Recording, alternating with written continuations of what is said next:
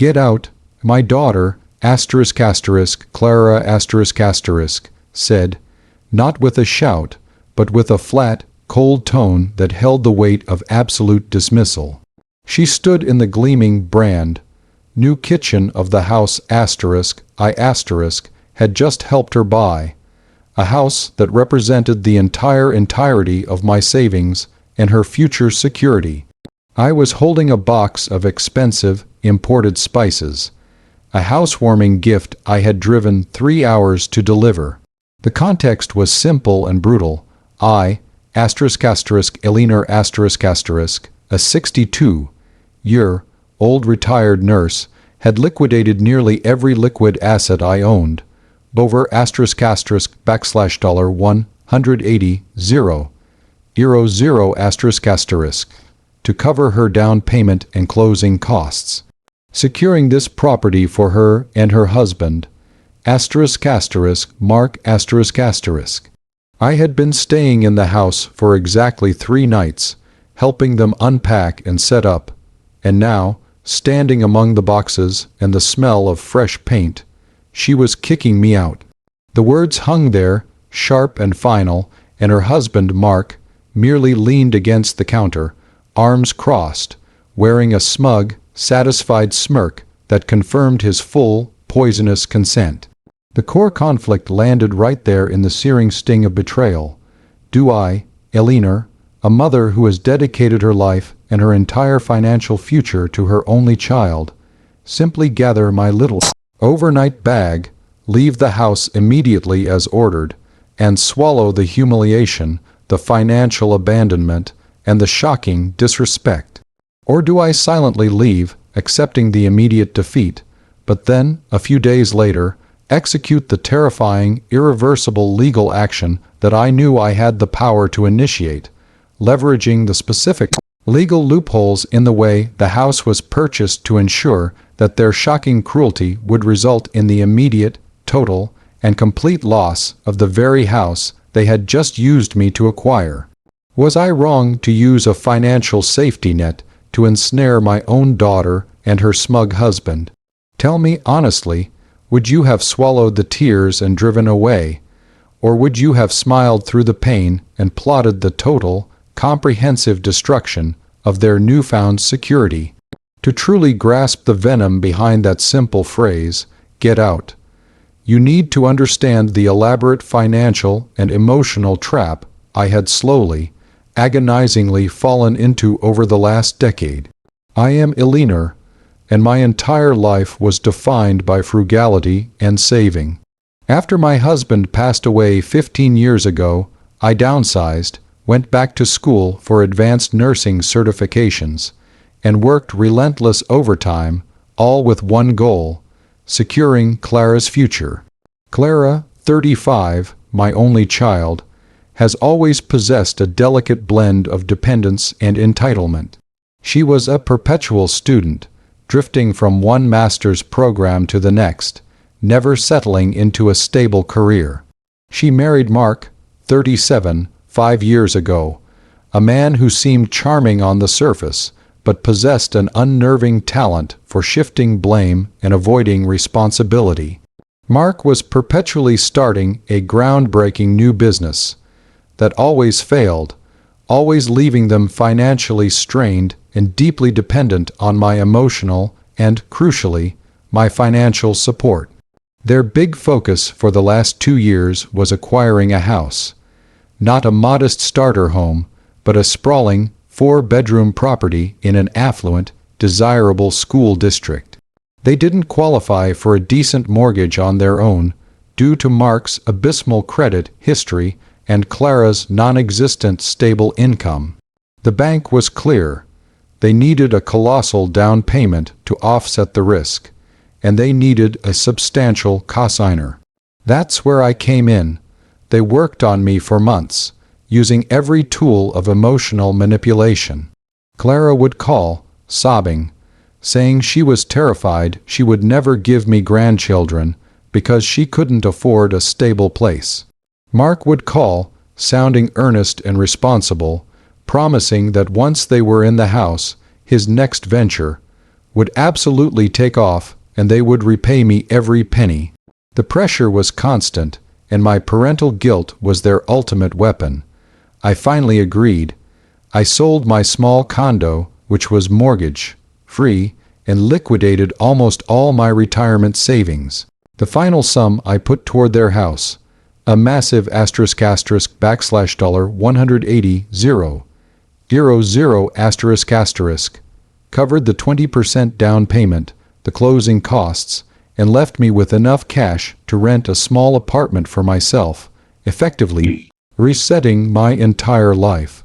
To make the deal work with the bank, however, and to satisfy my own deep-seated anxiety about their financial instability, we structured the purchase in a highly specific way, suggested by my lawyer, Mr. Davies, a man who had seen too many family betrayals. Since they couldn't qualify a loan, I became a joint tenant with right of survivorship on the deed, a condition the bank required due to the size of my contribution and their lack of collateral. While they were meant to cover the monthly mortgage and utilities, my name on the deed, combined with the clear paper trail showing that 95% of the down payment came directly from my liquidated assets, gave me a massive, unspoken legal leverage. Crucially, I maintained a separate, fully valid key to the house, which was legally my residence as much as theirs, based on the deed. They got the keys last week. I drove up immediately, arriving with my housewarming spices and my luggage, expecting to stay for a week to help with the organization before moving into my new rental apartment. The first 2 days were all smiles and gratitude. Clara hugged me, thanking me profusely. Mark was overly friendly, complimenting my packing skills. But by the third night, the facade crumbled. They started treating me like an annoying maid, demanding I fetch them things, complaining about the food I bought, and generally acting as if my presence was an imposition rather than an immense faltering sacrifice. The conversation that morning, just an hour before the get-out moment, was the final straw. I asked Clara gently about the repayment schedule Mark had promised. She just shrugged and said, "Mom, we are really tight on the first mortgage payment. Maybe next year. Just think of it as your investment in the family." The implied permanence of my loss was sickening. I went into the kitchen, tears stinging my eyes, holding that silly box of spices. And that's when Clara walked in, looked at my tears with disdain, and delivered the sentence, "Get out. We need our space, and you're hovering. Go get settled in your own rental." Mark stood there, arms crossed, that smirk frozen on his face. The betrayal was total. They didn't just take my money, they took my dignity and then discarded me like trash. The message was clear. We have the house, we have your money, and we have no further use for you. I didn't yell. I didn't cry in front of them. I simply set the spices down on the counter. "You've made your choice, Clara," I said, my voice shaking only slightly. "I'll be gone in an hour." I drove away, not to my rental apartment, but directly to Mr. Davies' office, pulling into the parking lot still shaking with quiet rage and pain. Mr. Davies, a man who had warned me countless times about the risks of the joint tenancy arrangement, listened to the story of the get-out moment with a grim expression. "Eleanor," he said, tapping a finger on the deed's paperwork, "they have committed an actionable offense. By physically and verbally barring you, a legally recognized joint tenant with right of survivorship, from the property, they have created a clear record of ****. That record allows us to move for a *** partition by sale ***.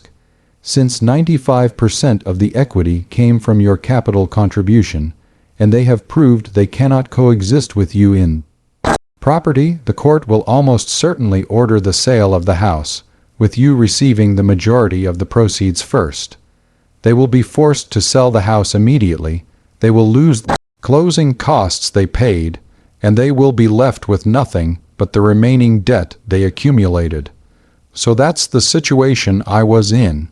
I had been kicked out of a house that was legally half mine, and I now held the full legal power to force the immediate sale of that house, leaving my daughter and her husband homeless and financially ruined within a few months. Calling them, yelling, or begging would achieve nothing but further humiliation. My choice was terrifying. Do I prioritize the slim, desperate hope of reconciliation, perhaps by moving far away and waiting for Clara to realize her mistake, thereby allowing them to keep the house and accepting my financial loss? Or do I immediately execute the partition by sale, ensuring their swift, absolute, and deserved financial ruin, but permanently severing any hope of a future relationship with my only daughter? Before I tell you what happened next, I want you to pause and comment below what you would have done in my shoes. Would you have chosen the path of forgiveness and silence, or would you have chosen the immediate, legal nuclear option? Seriously, let me know what choice you would have made right there. I chose the immediate, legal nuclear option, the partition by sale. The smugness of Mark's face and the coldness of Clara's tone had extinguished the last fragile ember of forgiveness. They needed to learn that entitlement does not come without a catastrophic cost. I didn't call them, text them, or return to the house. 3 days later, Mr. Davies filed the motion for partition by sale, accompanied by my sworn affidavit, it detailing the full financial history and, crucially, the get-out incident as evidence of ouster. The initial shock wave didn't hit them immediately. It hit them a week later, when the official court-ordered notice arrived. Clara didn't call me, Mark called, his tone instantly shifting from smug confidence to desperate, panicked fury. "Eleanor, what the hell is this? You can't sue us. This is our home. You're trying to make us homeless. You're a cruel, wicked old woman," he shrieked into the phone. I let him scream for a full minute, listening to his fear replace his arrogance. "Mark," I finally interrupted, my voice calm and low. "You and Clara threw me out of a house that is legally half mine and that I paid 95% of the down payment for. That action is called ouster.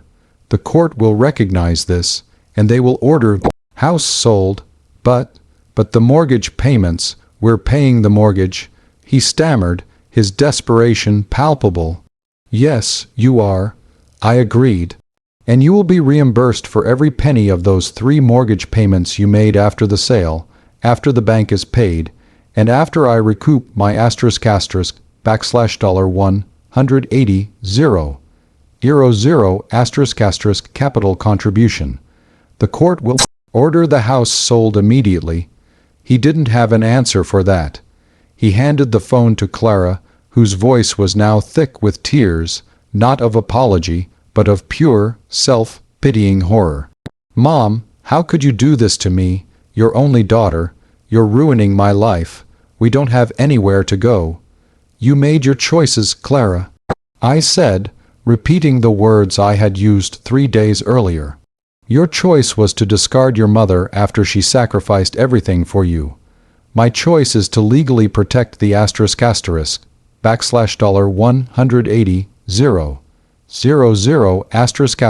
you were trying to steal.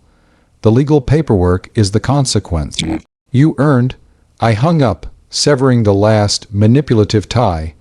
The legal process moved swiftly because the evidence of ouster and my contribution was undeniable.